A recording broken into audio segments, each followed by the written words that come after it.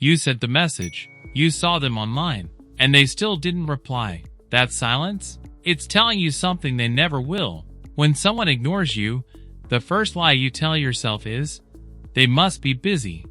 But their last seen was 2 minutes ago. They had time. They made a choice. And that choice reveals something about how much you matter to them right now. It's not about hate.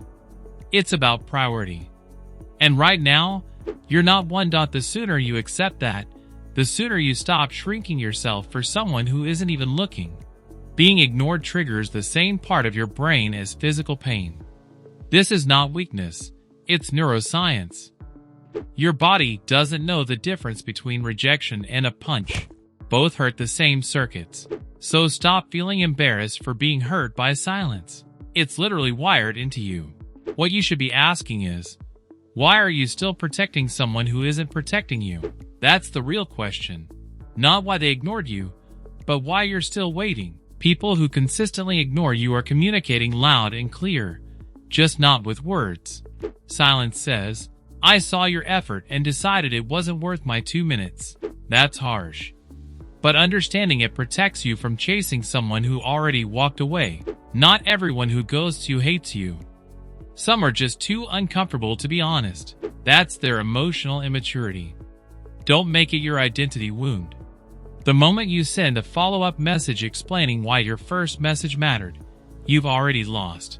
Every follow-up without a response trains them to see you as someone who doesn't require effort. Your value is not something you explain. It's something they either recognize or they don't. Send once. If there's no reply, the message was received. Their silence is the answer. That single move, stopping yourself from explaining, is the beginning of self-respect. Here's the part no one tells you. How you respond to being ignored reveals your relationship with yourself. If one person's silence collapses your world, your foundation isn't built on you. It's built on them. That's not their fault. That's your work to do.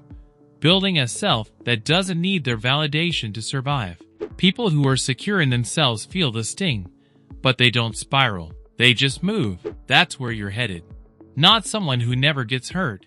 Someone who doesn't let the hurt steer. The most powerful thing you can do to someone who ignores you is genuinely stop caring. Not as revenge. Not as a tactic.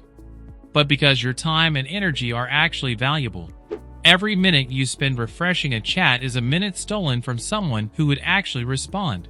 The people who are right for you don't leave you guessing. They show up. Consistently.